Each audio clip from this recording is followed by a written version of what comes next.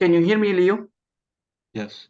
Okay, so Leo, let me share with you what I was just sharing,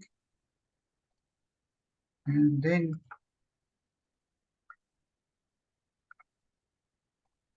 here. So Leo, can you see that? Yes. So this is a pusher, and so this pusher is like a piston that will move forward, and based on the amount of analog output that we give to it, it will extend its length according to that. So if we want to push the milk out on this way as a rejected part, so we will, so this acts as an actuator, and based on the electrical signal that we give to it, it will extend. If we give it 0, so it will remain in its current position, it will not move. If we give it maybe a maximum analog voltage or electrical signal, then it will push this milk forward. So now you can see with your eyes an example of an actuator, right? Yes. Okay, perfect. And I would say, what is an embedded system?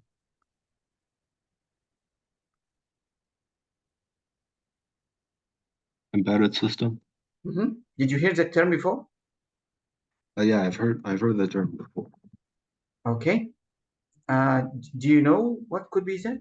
Or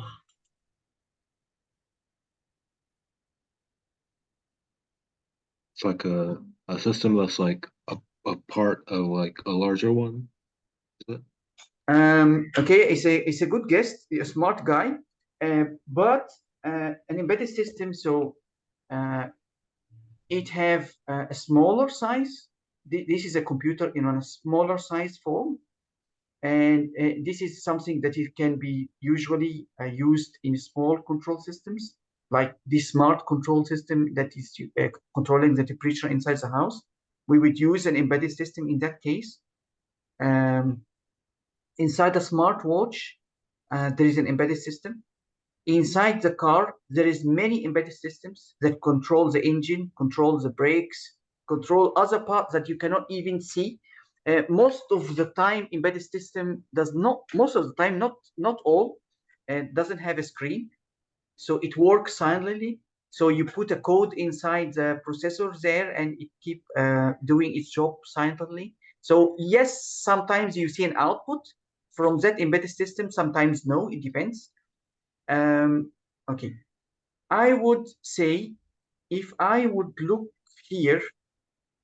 So did you get what I'm trying to tell you? Yes. Okay. Let me share this. What else I would share? No, let me do that on the next time. Let me write it down. I need some pictures for you to share with you. I have it in another slides, but I didn't put it in that slide. So, uh,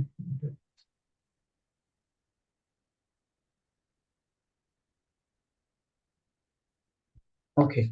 So now, can you tell me one function of an operating system?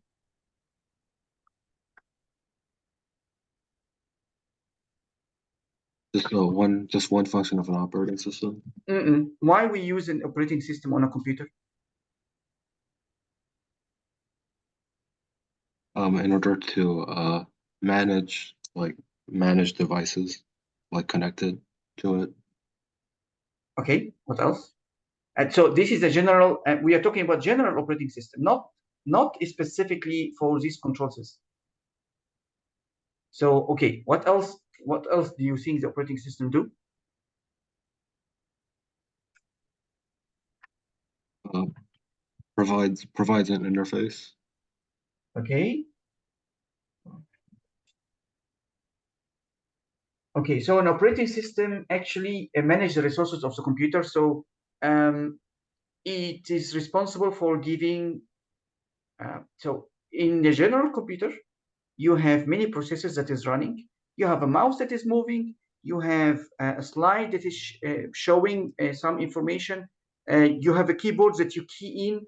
So there is a lot of devices that is operating at the same time. There is a network device that is and wireless device that is operating your internet connection. All of these need the processor.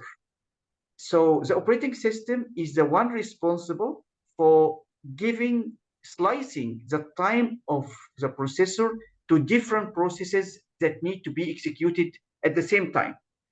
So the operating system is the one who decides who has the highest priority that can take out from the processor time. And the processor is also responsible for giving every process that is running on your computer. So a process is doing certain functionality. So if you are opening your Chrome, so your Chrome actually operate within a process. A process is allocated a place in the memory and is also allocated a time to for the processor. So if you allocate a time for the Chrome, it means that information that's coming out from internet, it's being processed and then shown to your screen. If you move your mouse, the one who is responsible for the movement is actually the processor who gives that instruction out to the screen to share for it to share with you or to show you that when you move the mouse physically, it actually moves on the screen. So if you are, for example, let me just give you just an example. If you copying or doing something that is heavy duty on your computer, when you move your mouse, you actually halting what the processor is doing and trying to make him look at what your mouse is doing. Typically, the operating system give a high priority to the mouse and the keyboard because the manufacturer of operating system like Windows in this example or Microsoft, they know that the user will be irritated if he moves the mouse and the mouse does not move on the screen, or if you key something on the keyboard and that what you key in does not show out on your keyboard on your screen. So that will be irritating for the user. He will think that something is wrong with his computer. So that's why if you are doing something important like copying files or even doing some compression, so don't try to key in something on the keyboard or even move the mouse a lot. Wait until this is done and then you can proceed. If you continue doing so, you are actually taking out from the processor time because again, the keyboard and the mouse are giving high priority. So whenever they need the processor, everything will be stopped and they will have access to the processor. Did you get what I'm saying? Yes. Okay. And besides that, also, the operating system is responsible also for taking care and communicating with the external devices like USB devices, and speakers, and so on. Okay. So it is taking care of a lot of things and is doing this for you behind the screen. So you cannot see that what is doing for you. Before the operating system, if you write a code like what you wrote for the linked lists, queues, and stacks, you would not actually write something less than 1,000 line. What you wrote previously when you use stacks and queue, only a few lines. You didn't exceed 20 lines when you implemented the static stack or even the static queue. You was actually writing only a few lines. Why? Because you are writing that on an operating system. If you have to take care of the processor, the memory allocation, if you want to allocate a variable for yourself, and then after you use the variable, you make sure that this space allocated to that variable is returned back to the heap or to the memory again, so that your software can still use that memory again in other variables or other objects that you create. So that is something that you have to do extra, but you didn't do. You actually, what you did is you write your code, you allocate some specific memory. When you don't use it anymore, the operating system take care of this something called garbage collection or cleaning the memory out for you, and you didn't care about that which part of your program have to be executed first and with which priority. You didn't care of that because of the operating system.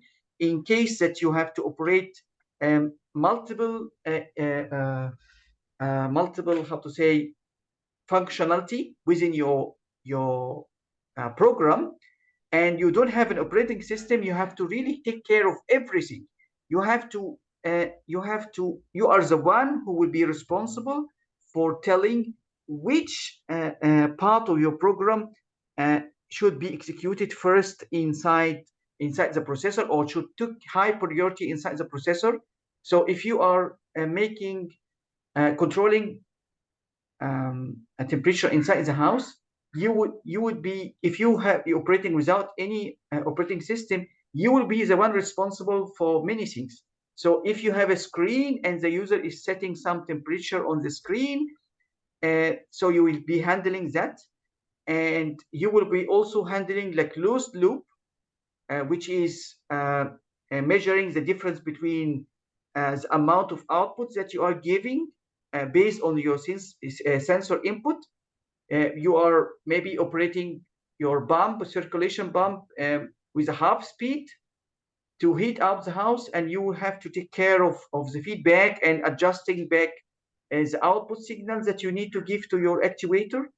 At the same time, you need to take care of what's the new setting of temperature that the user is keying in on the screen. So you have to take care of many things. If also your control system is connected to a mobile phone, you have to take care of that communication that is happening.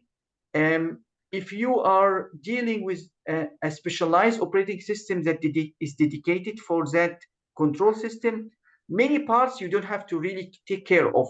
You only have to take care of the simple things like, okay, if the sensor input is like that, what should I give for the output, or what kind of formulas that I need to put, and maybe other communications with the screen setting, or the screen that is showing out information to the final user inside the house. Maybe you don't need to really take care too much about refreshing the screen or things like that.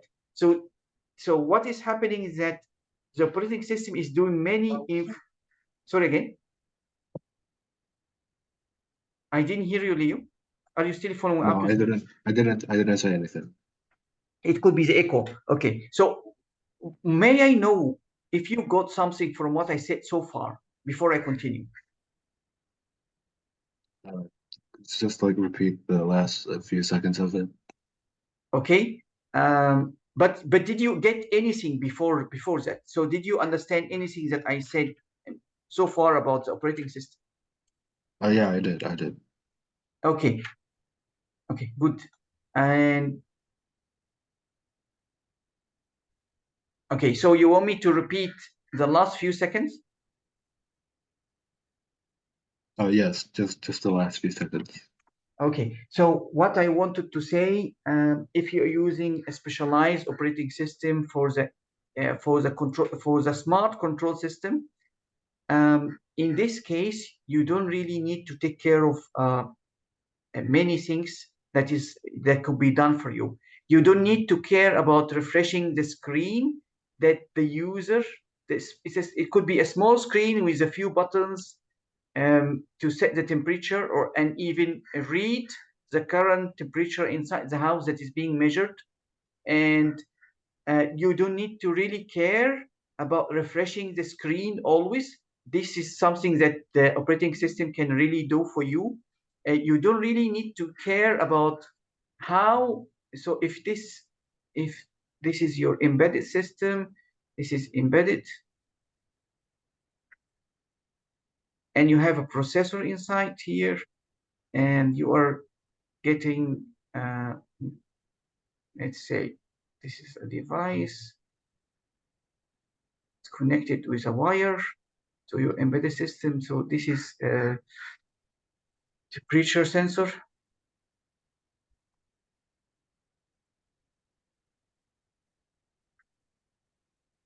and we have our processor here.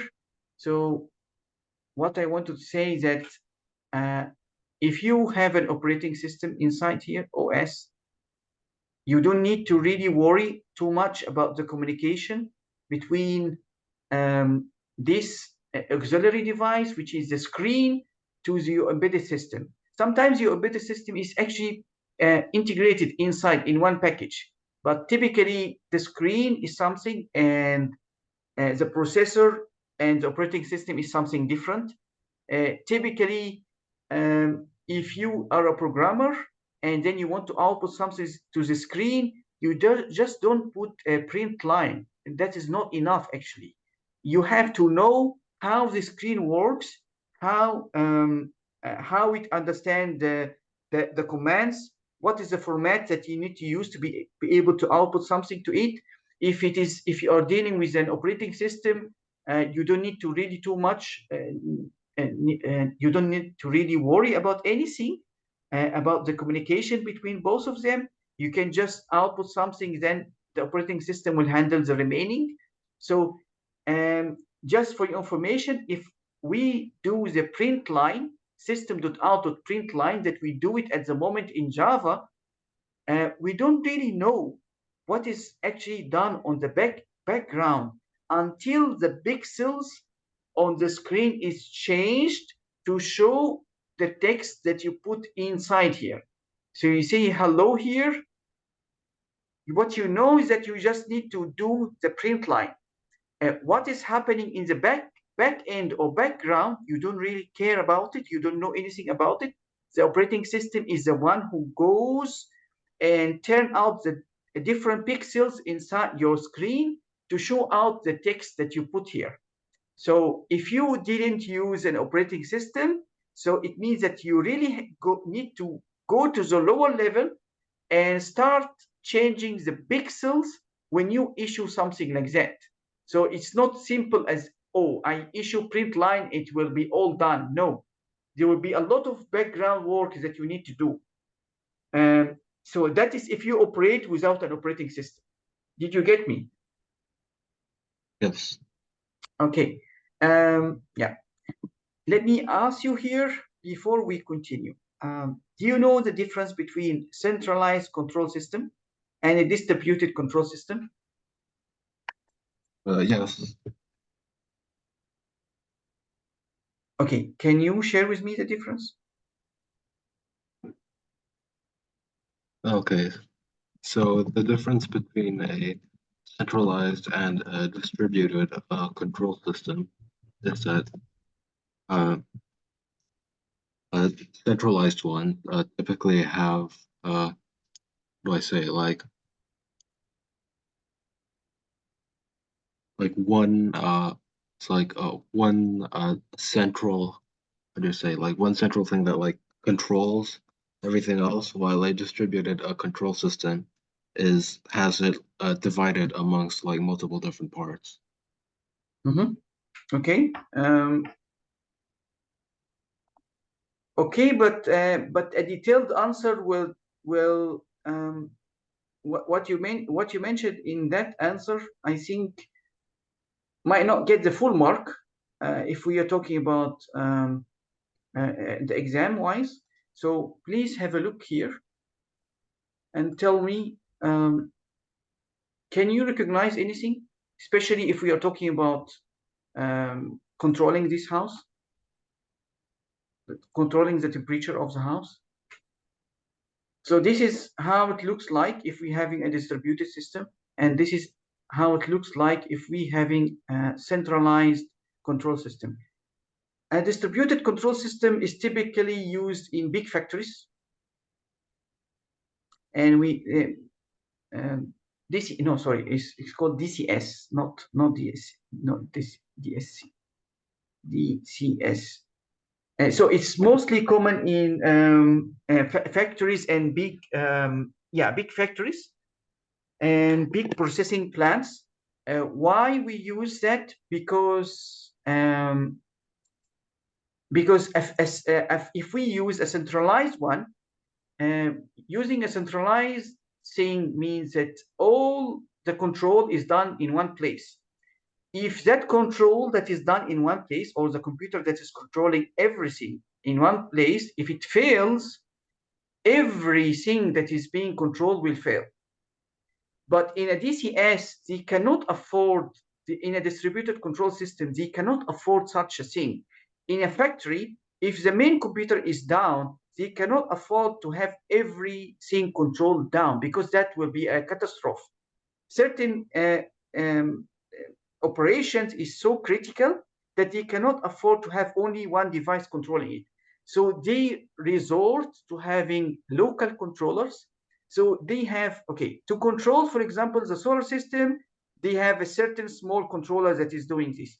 To control, for example, the heating, they have a certain device or processor or embedded system or controller that is doing so. Embedded system or controller both refer to the same thing. So if they want to use to, for example, control a lighting inside the house, they will use a certain controller for that. And then all can be gathered and shared on a maybe one screen at the end, just for review or for monitoring. But at the end, if whatever controlling the solar panel, it actually doesn't work anymore, have a failure, other party that is controlling the heater and the light system will not fail. Both of them will still work. And for example, if you are having a boiler in a factory and that boiler is boiling water to very high temperature, you cannot afford to leave that boiler fail just because your central operating system or central control fails. It can explode and it can have very bad effects on the whole factory. So if it must be having a local control that is near to it and is not far away. And also, so first of all, did you get what I'm saying? Yes.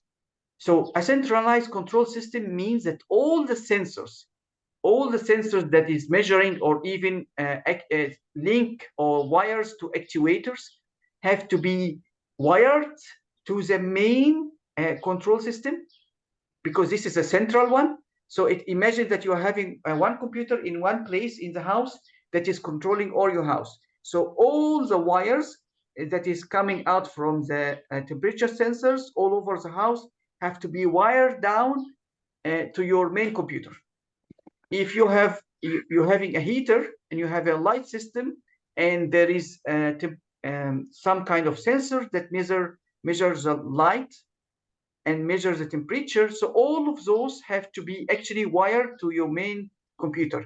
So it is actually a tedious job that you have to wire to pull out all the wires and link it to the centralized control. Okay. And also it means that if you are doing some kind of work, you are adding new sensors. If you are adding new heaters to your system, it means that your central control will be down for some time. So this is opposite to the DCS or the distributed control, because every part of my system is having a local controller. So if I'm adding a new part to my system, I can add it without disturbing the other portion or other parts that is having their own control. Does this make sense to you? Yes. Okay, so do you know what the difference now between both of them? Yes. Okay, it's interesting. Can you please read this advantage and disadvantage for the centralized control and distributed control, and tell me if you don't understand anything from them?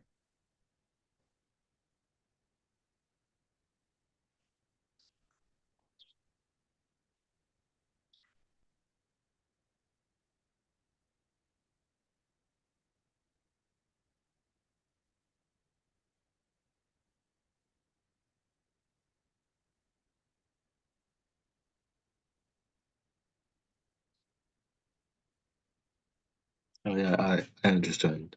So that is somehow what I said to you, what I conveyed to you so far. Essentially, yeah. Okay. So typically, the standard answers will be also provided with the slides. So because again, we talk about exam question, I explained to you what actually need to be done so far, or how the answer should be. But the standard answers that need to be written, I will share it to you with the slides. Okay. So again, last thing before I leave this portion.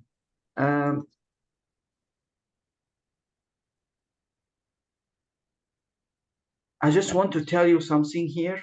Maybe it's not so important, but just let me share it with you. A small information. If this is a processor, so typically you have a preset temperatures that control the house. You say, I want the house to be always at 22 degrees. Okay. Typically, you you should have something called a range of temperatures. So if the temperature is within 20 or even 24, you actually don't need to do anything here. So it means that if the current temperature, even though you set the temperature at 22, inside your program as a programmer, you will have to make a preset temperatures, which is between 20 and 24.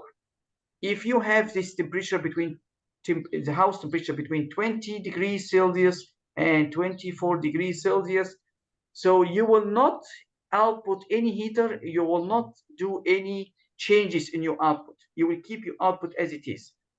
If the temperature falls down below 20, it becomes, for example, 19, so you will immediately start triggering the output. For example, the heater system, your output will control the cycling pump to push more water in the radiance to heat or bring the temperature up inside the house, so it will heat the house. And again, if your temperature of inside the house become 25, so it become more hot, so maybe you need to take an action then to cool down the house a bit and to bring the temperature down. But why actually we doing so? Because if you always try to maintain this 22, you actually you find yourself triggering the pump, or either for the heater or even for the cooler, to work very fast, and that can even burn them. Okay, so you have to work in a preset temperature in this way, so that you have time that is taken for the pumps to rest. It will rest for 2-3 minutes, 5 minutes, and then can work again, either for heating or for cooling. Did I make sense so far? Yes. Okay, so it's not because you're getting you are setting 22 and then you see 21 and then you would immediately trigger the pump either to start on or off, or no, you have to work within a range. Okay, now let me go to the next. Okay, tell me what is a base case and what is a general case in a recursion. Do you know what is that? What I'm talking about? Or I need to share with you an example? I think I've seen it like in context, but I don't think I could like directly explain like the definition of like a base case or a general case. Okay, if you look here in that code, and this is in Java and this is in pseudocode. Some of the questions that will come to you in the paper 1 is a recursion in pseudocode. Okay, so look at that code and tell me where you can point out. So we have to close and open again.